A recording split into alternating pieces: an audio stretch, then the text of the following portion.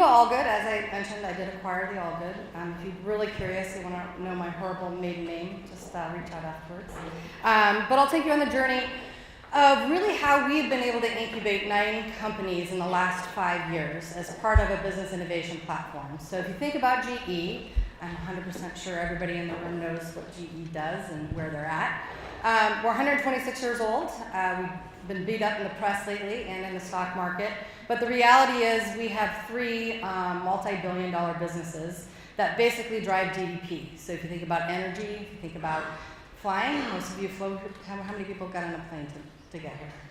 All right, probably a GE engine. So we're here to stay. Now the question is, how do we continue to reinvent ourselves? And how do we really shake up the culture? A lot of what our team does is help drive that, and I'm going to talk a little bit about that platform and what it does. So that's me. Hopefully you guys have all seen the Link NYC kiosks that are around. It's one of my favorite projects around really inspiring a city to reinvent its infrastructure, which is a lot of what we do actually in GE as far as we do not have a business that's not being disrupted. So if you think about how you're going to get an MRI in the future, you may not be going into a hospital. You may not fly in the same type of plane you do today. So we understand that we're being disrupted, and we're really trying to figure out how do we reinvent what we do. And that's what our team really partners with the businesses on. So accomplishments, we don't just do equity investing, although that's a key component of it. We actually do incubate and start companies. And this team is called the Business Creations Team. I happen to co-created 2 businesses. It's one of our more successful. So the 9 companies that we've started, I'll give you a little bit of breakdown. 3 of those are GE-only investments, and then the rest we actually seed and then syndicate just like you would any other type of investment. Now that also, we've got a licensing group, and the fact that we have all 3 of these groups, we're able to pivot ideas and actual corporate structures and partnerships in different ways. So say we have a product, and we think it's, the business model is super unique. We go out and we market it and we find out, yeah, not really. We have the ability to quickly kind of look at a different way of taking maybe that IP or technology to market through a licensing. I'm going to spend a little bit more time on actually the business model innovation that we've done and some of the secret sauces there. So move away from corporate cycles. If you listen to the gentleman from Baidu, the fact is that companies can bring product to market a lot faster. If you're doing a yearly funding cycle and you're funding your innovation products that way, they will never be at parity with what's happening out in the ecosystem. They never will. Because they're saying success at the end of the year, not in 3 months or not in 12 weeks. So you've got to adjust and be agile and fund those just as if they were a startup. And making sure that you have a phase gate process, whatever it is. I loved the comment this morning around spending 2 years building that. We did it very rapidly. We did it very, very quickly because we had industry experts and people who had been starting companies for a really long time. So we were able to say, this is the process. We're going to have a committee, an ICOM, investment committee, and innovation committee once a week, representation from a broad group of people, both investment experts and technical experts, and it's a no-go. And we do that on a weekly basis. So again, IRR is IRR, we know what it is. Now we had to make sure that we were applying those financial measures in a way that didn't kill something too soon. That's one of the harder things to do. But the key is you've got to do short spurts, can't be yearly funding, because again, if you wait for the year, you're going to be way behind where everybody else is. So the other one is allow the business units to weigh in. So they aren't the enemy. And again, I think that's what a lot of corporate venture and innovation teams do. They think, I can move faster without the business unit. The reality is, if your job is to partner with them around innovation, and you land on something and you're going to have to hand it over to them, they haven't been involved in the conversation from the beginning, they're going to give it the Heisman or the finger. Wherever you're from, they will not really want to partner with you on a go forward. So for us, we've actually gotten more pull and asks on, help me build my game board, help me get my build by partner strategy straight, because they actually get to vote and they actually have a voice when it comes down to the innovation and the investment committee. So that's critical. Now it doesn't mean that they can veto things, but it does mean that they're part of the discussion and they feel as if they get to come along for the journey. They learn a little too. Now what I'd say for us on the business model is look for money outside of the organization. One of the things that we've had to do is, when we do the seed and then like typical A, we'll go out and find like-minded partners. Great example is we had invented a switch technology, a digital switch technology for our MRI machine. Now, the reality is that actually has a ton of applicability in other markets like telecommunications. We don't work in telecommunications, right? So we were able to spin the tech out and go find partners that actually knew how to do silicon. And we hired a CEO, we hired an EIR to help us round that out and then actually launch that business. And the deal structure started to reflect that over time. So instead of being 100% GE owned, we basically moved down to only what a standard percentage would be. Business model innovation. So often we'll be brought something on a product and like, it's a product. It's a hard, big piece of thing. Maybe it's a $4 billion printer, additive printer. Well, really the trick there is then not just selling the machine, but it's selling a service contract along with the machine. Reinventing the business model that goes along with it is just as critical as really understanding. So we've been able to breathe life back into products that we had shelved because we looked at it in a different way. We brought in a new business model. There is a Foster. Most of the lights in here probably have it. We had shelved that, and now we sell it to people who make TVs and smartphones and several other things because it's more relevant. It cuts out the red. So again, looking at business models in new ways and looking across our full platform and applying it that way was super helpful. Again, ensure horizon funding and exec comp. So what I mean by that is if the executive committee doesn't have a long horizon on really what investments are going in, the KPIs, if it's just 3 years, you're going to have a real difficult time continuing to get funding. So make sure that their compensation is tied to things that are aligned with 5, 9, and their ability to pull those things into their roadmap. So they get a kick if they bring in 5 things from GRC or from a portfolio company. GRC for us is a research center. So that they're actually incentivized to pull in the new tech. And their pocketbook is impacted by how effectively and quickly they do that. If you can't tie both current and new future horizon stuff together, then it'll tend to be kind of pushed to the side and never make it to the market. Missteps. Ooh, we had lots of them. The funding from business units. They may love something, it may be pretty close to their core, they'll give you $5 million first round, you come back around the next year, and oh my God, I'm having a bad quarter. Happens. So you've got to be prepared for the complexity of that. Because when you've got a business that you're launching, like the 9 that we've done in the last, you've got to make sure that you're able to follow on the same way you were if you were a venture fund. So there's got to be a commitment. And you've got to make sure that whatever agreement you have with the business unit allows you to go out. The other one is internal hires. Taking somebody who's developed IP or tech at our global research center and then making them a CTO of a startup, they still want their pension. They still want all the things they typically got from working for GE. Really difficult. Make sure you partner with HR up front to set those policies before you start on this journey. Otherwise, you'll get locked up in a whole bunch of paperwork that is not fun. And then providing seed funding without IP clarity. Again, even if it's a internally only funded startup, make sure you understand who's going to get the IP before you actually fund it. If you don't, there'll be a pretty big battle when you're looking to raise external funding. You're on Series A or Series B on whose IP it really is, and often that can kill a deal. So those are some of the missteps. I'm out of time. Future state, I think for us, we've got a lot of horizontal functions, a lot of the keywords that we just talked about. AI, we've got an inspection as a service that's using machine learning. Those apply to all of our different businesses. As you start to get doubling down on a core in a business, it's really hard to get those horizontal wins. We're still trying to figure that out right now. So how do you do a matrix investment strategy when you've got 3 businesses that don't really talk to each other? For us at GE, with the corporate group becoming more distributed, that's going to be, I think, one of the biggest challenges that we're going to really have to address in the near future. All right, I think that's it. Questions?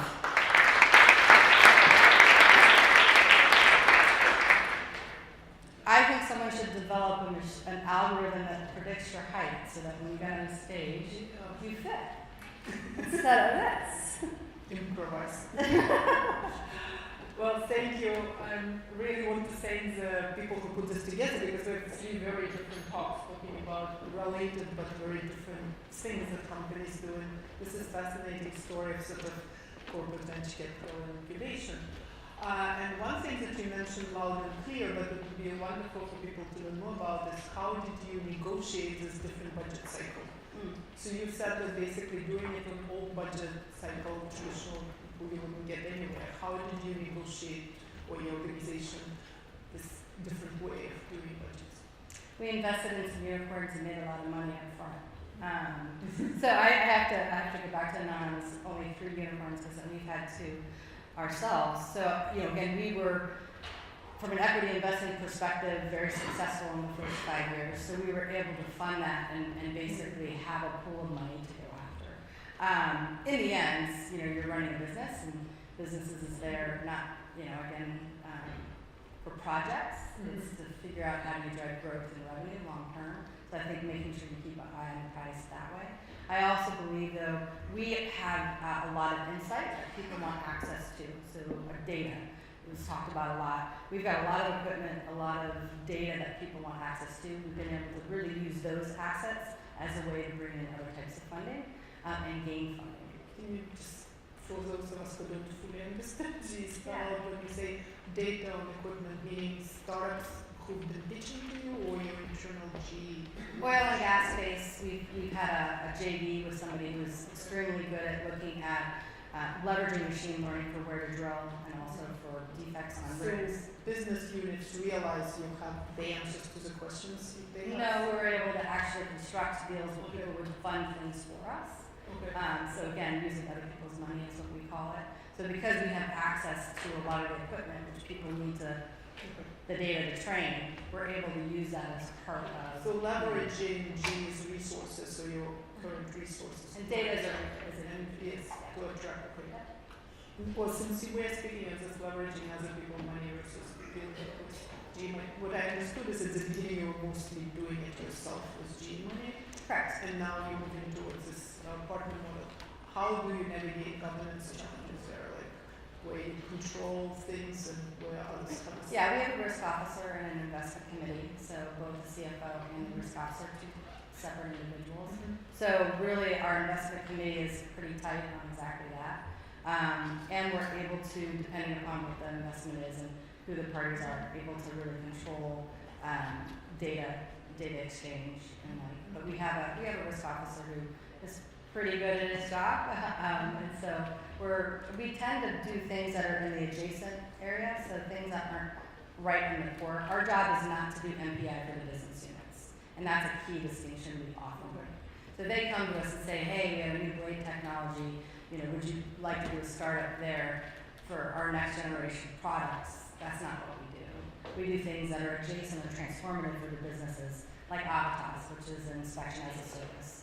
So that's building machine learning algorithms that will go out to a flare stack and inspect them, or like Air OS, which is an operating system for drones, leveraging some of what we've done in our aviation group. But they aren't core to the business per se. So we really try to make sure that if they come to us and say, hey, here's this new company, but it's really, they don't have the money to fund their program or their product, multi-generational product plan, that's not what we do. We're doing transformative work. So there are some rules that you communicate around that to the wider business. Yeah, we have a process, it's called LEAD, LEAD, so landscape evaluates, and then, for us, once it gets to activate and deploy, there's a pretty big barrier between, our engagements, what the legal entity looks like, and the business units. And so related to the legal entity, it's a question of risk and exposure, and also just a question of, let's say at some point in time, with this sort of joint ventures that you described, G wants to capitalize more on a particular aspect of it, and you end up then having divergent interests with your partners. Yeah, so for the 9 companies, don't get me wrong, those are separate entities, legal entities. So just that they're just investing. We're just an investor.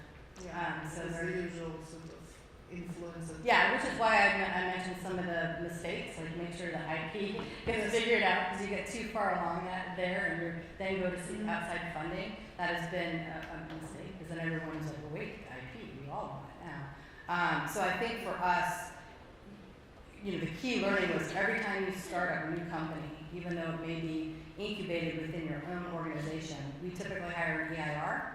That EIR sometimes transitions. It's a very lean team. It's usually a managing partner, maybe an analyst, and then we'll use companies like GLG or Catalent to really do a double click on the business model. We pitch that business model. We seed fund it up to say about $500K, and then once we know it's a thing, then we invest in it just like any other type of investment. But at that point, it transitions to being its own legal entity with its own liabilities and own corporate structure. So they have their own board. They meet, and then they come to us just like any other investment would for follow-on funding.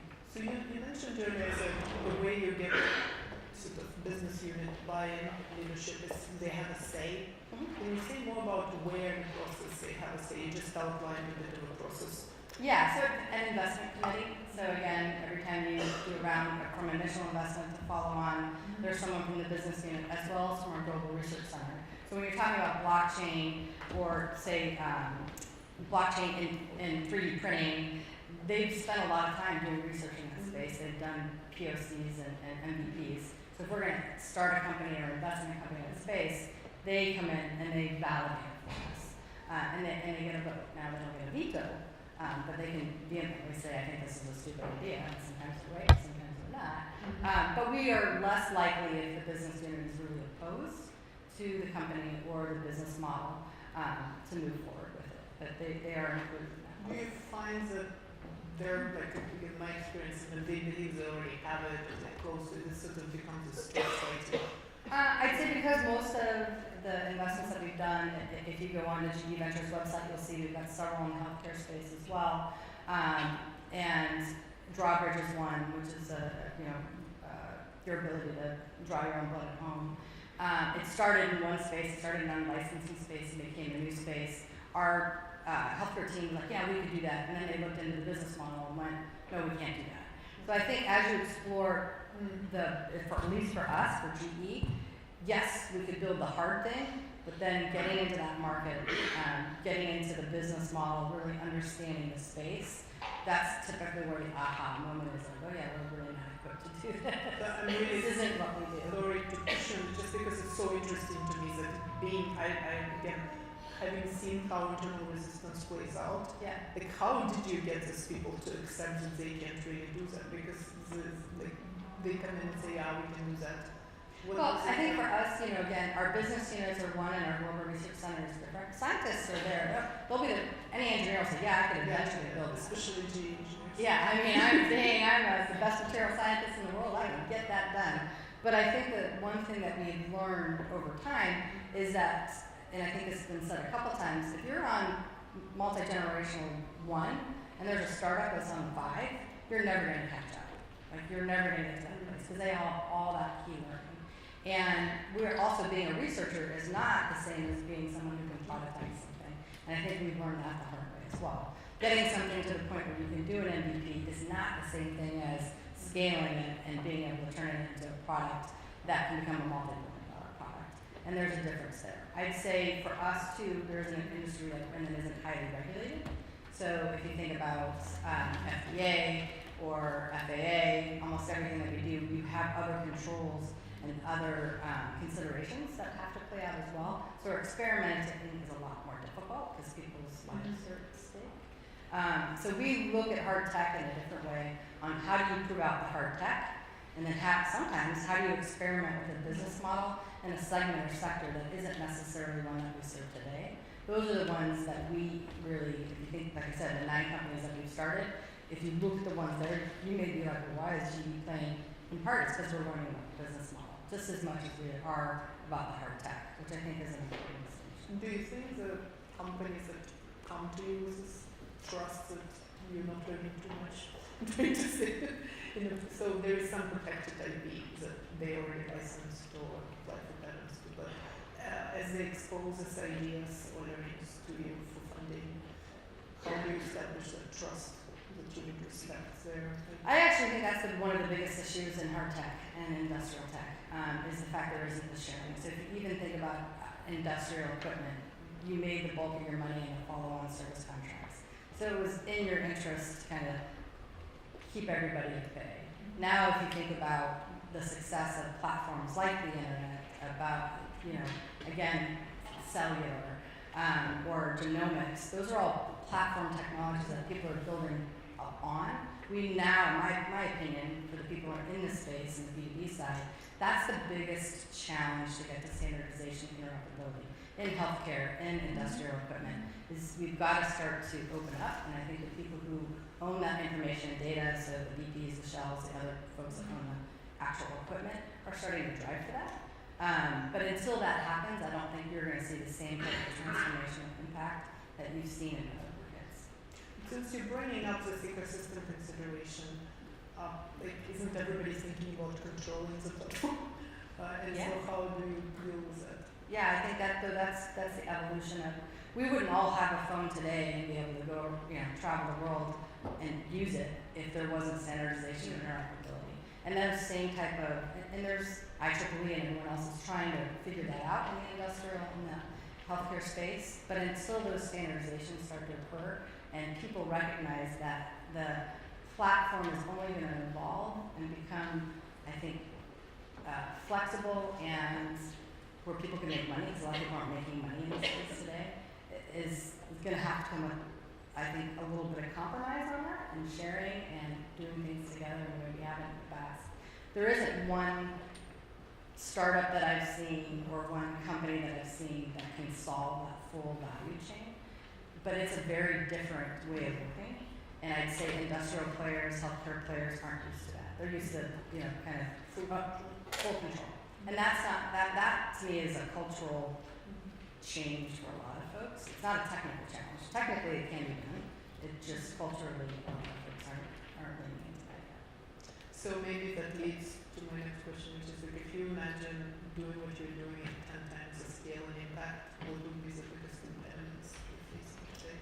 People, aging workforce, people have been doing the same thing the same way for 50 years. So I don't know how many people have been in a water reclamation plant.